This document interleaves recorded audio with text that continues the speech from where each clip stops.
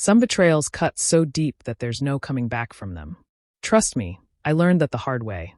I always believed that when two people get married, it's because they share the same vision for the future. They might not agree on every little thing, but at the very least, they respect each other enough to be honest. Turns out I was wrong. So sit back, because this isn't just a story about betrayal. It's a lesson in knowing when to walk away for good. My name is Charles. I didn't inherit wealth, and nothing was ever handed to me on a silver platter. Every dollar I earned came through hard work, sleepless nights, and sacrifices most people wouldn't even consider. I built my business from scratch, clawing my way up until I no longer had to worry about money.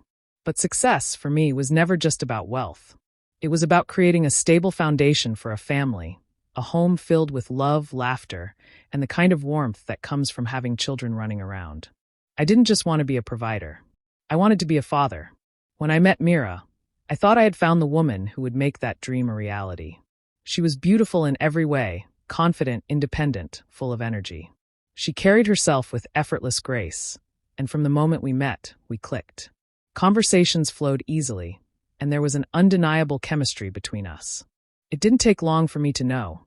I wanted her in my life. Early on, I made my intentions clear. I told her how much I valued family, how deeply I wanted children, and how I envisioned my life centered around a strong, loving household. She never objected.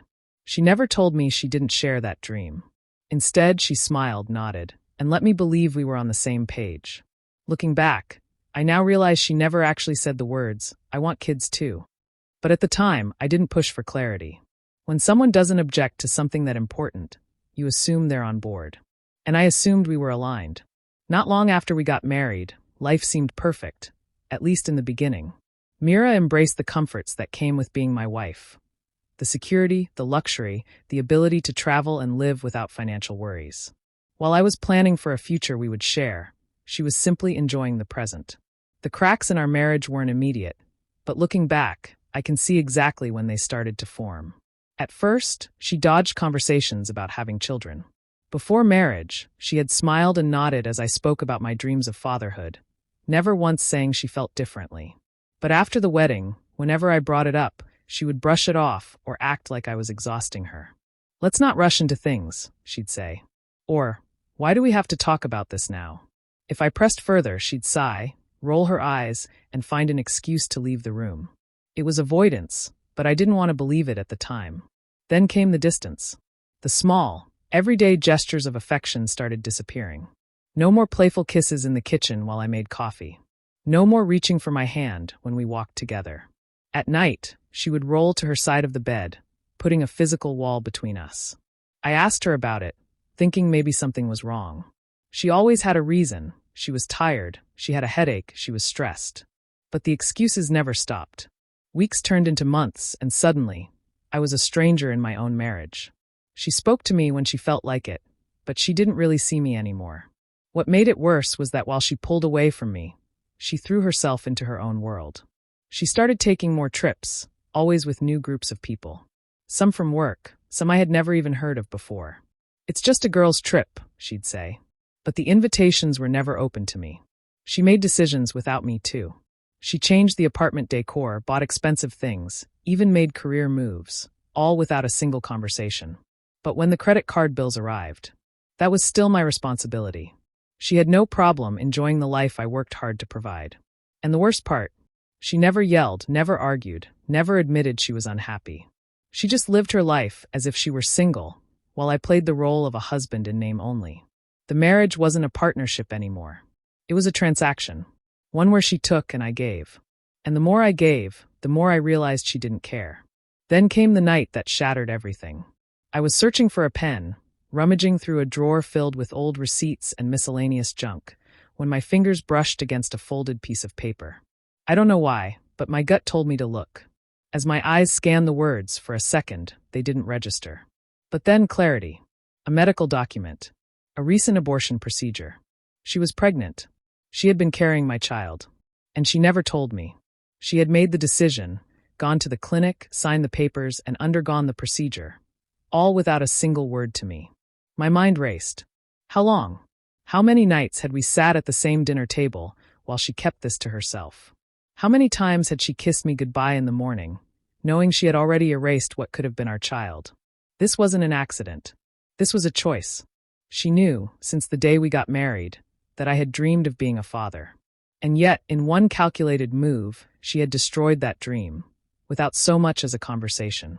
She never intended to have children. She never intended to build a life with me the way I had imagined. She had strung me along for years, letting me believe in a future she had no intention of giving me. I felt used, humiliated, like a fool. I had to confront her. I needed to hear her say it, to see if there was even a shred of remorse in her eyes. That night, when she walked in, I held up the paper, my voice tight with barely restrained anger. Why? That was all I could manage at first. Why didn't you talk to me first? Why didn't you even tell me? She barely glanced at the document before rolling her eyes. Then, in a voice so cold it made my blood run cold, she said, I am not your slave. I decide what I want for myself. My body, my rules. I stared at her, my mind struggling to process how easily she dismissed the life she had erased. She didn't apologize.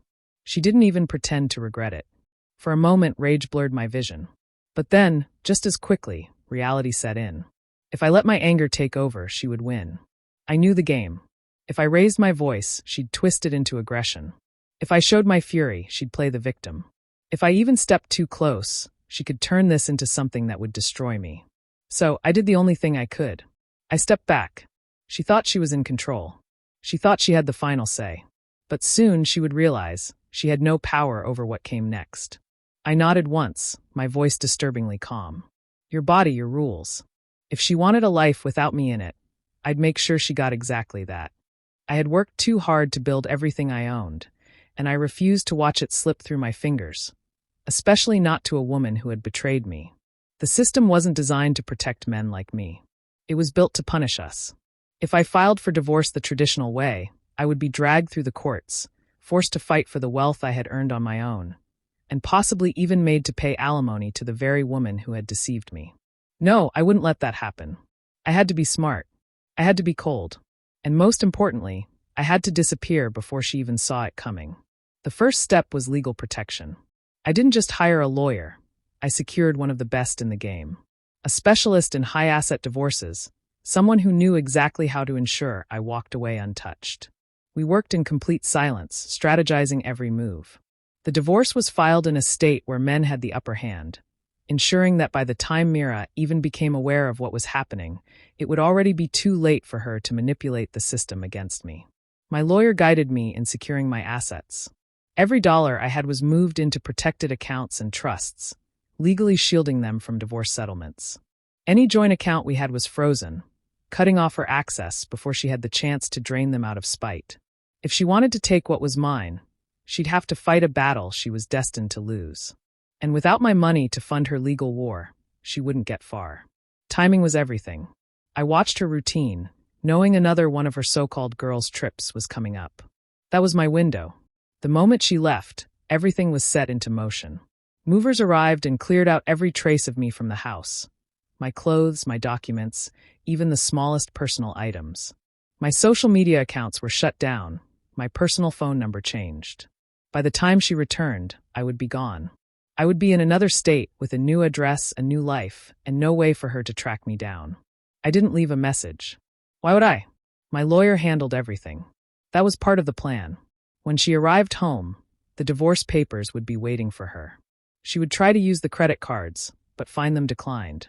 She would check our accounts, only to realize they were frozen, legally out of her reach. There was nothing left for her to take. Nothing left for her to claim. Could she try to sue me? Maybe, but she'd be suing a ghost. I had already moved across state lines, and my finances were locked away where she couldn't touch them. If she wanted to fight in court, she'd be burning money on a case she was guaranteed to lose.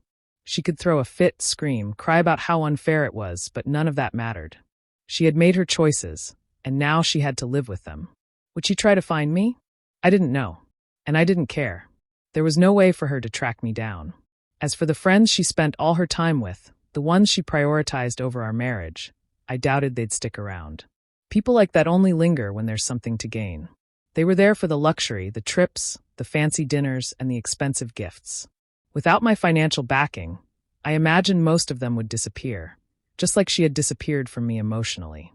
How would she cope? I would never know. Maybe she rebuilt her life. Maybe she struggled. But that wasn't my problem anymore. All I knew was that I was free. No more one-sided love. No more broken promises. No more being used. I had given her exactly what she wanted, her body, her rules. And I had taken exactly what I needed, my life, my freedom. Starting over wasn't easy. But the peace that came with it was worth everything. I poured my energy into my work, expanding my investments, rebuilding my life on my own terms. I reconnected with the things that made me happy, the things I had neglected while trying to make an ungrateful woman happy. I focused on myself, my health, my goals. And for the first time in years, I felt whole again. I had spent so much time giving that I had forgotten how to take care of myself. But now, every decision I made was mine alone. And let me tell you, the freedom that comes from walking away from someone who only drained you, it's priceless. I don't regret leaving. Not for a second. I used to believe love was about sacrifice, about patience, about working through problems no matter what. But the truth is, love should never feel like a one-sided obligation. I gave Mira everything, my trust, my loyalty, my resources, and she took it all without a second thought. She never cared about what I wanted, never considered that marriage was supposed to be a partnership. So, I made sure she would never get another chance to use me again. Some might think I was too extreme. Maybe they believe I should have confronted her, fought for my rights, or tried one last time to fix things. But why? What was there to fix? She had made it clear, her body, her rules. So I made my own rules too, my life, my freedom. I walked away without a fight, because there was nothing left worth fighting for. And if you find yourself in a relationship where your partner takes you for granted, where they dismiss your dreams and ignore your feelings, don't waste your breath arguing. Just leave. Walk away. And don't look back.